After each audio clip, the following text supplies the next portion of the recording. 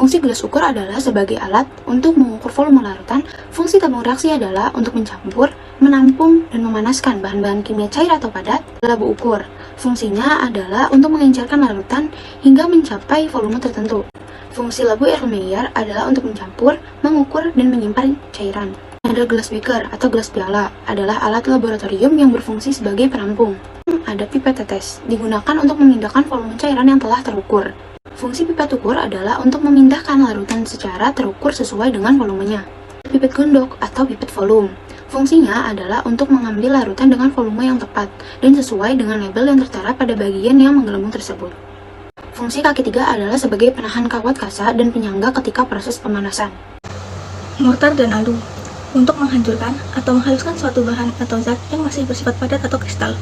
Corong pisah biasanya digunakan dalam proses ekstraksi cair. Batang pengaduk untuk mencampur cairan dengan bahan kimia untuk keperluan praktek di laboratorium. Kelas arloji sebagai tempat untuk menyimpan bahan yang akan ditimbang. Labu destilasi untuk menampung zat-zat, utamanya zat yang memiliki titik lebih tinggi ketika proses destilasi. Kondensor, alat laboratorium yang memiliki fungsi untuk mendinginkan cairan panas dan mengemburkan uap. Spatula plastik untuk mengambil zat-zat yang memiliki reaksi pada logam. Spatula logam untuk mengambil zat-zat yang tidak memiliki reaksi pada logam.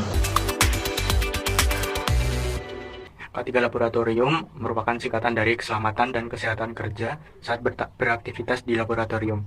Pada hal ini khususnya laboratorium kimia, akan tetapi prinsipnya K3 juga harus diperhatikan saat kita melakukan pekerjaan dimanapun yang bersinggungan dengan bahan dan juga alat yang berbahaya. Alasan dibentuknya K3 antara lain mencegah adanya dampak buruk dari bahan kimia ataupun paparan organisme atau penyakit. Yang kedua, menjaga kesehatan, keselamatan, dan kesejahteraan orang yang beraktivitas di laboratorium. Yang ketiga, mengontrol pelepasan dan penyimpanan penggunaan bahan berbahaya. Selanjutnya, penanganan pertama saat terkena bahan kimia. Beberapa hal yang dapat dilakukan antara lain, jika pada kulit, bersihkan bagian yang terkena kontak langsung, dapat dengan dibilas hingga bersih.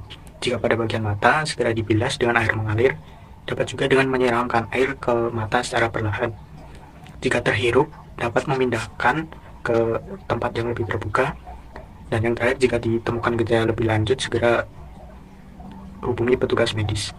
Yang terakhir, beberapa simbol terkait dengan bahan kimia berbahaya antara lain mudah meledak, pengoksidasi, mudah menyala, beracun, berbahaya, iritasi, korosif, berbahaya bagi lingkungan, karsinogenik, dan gas bertekanan.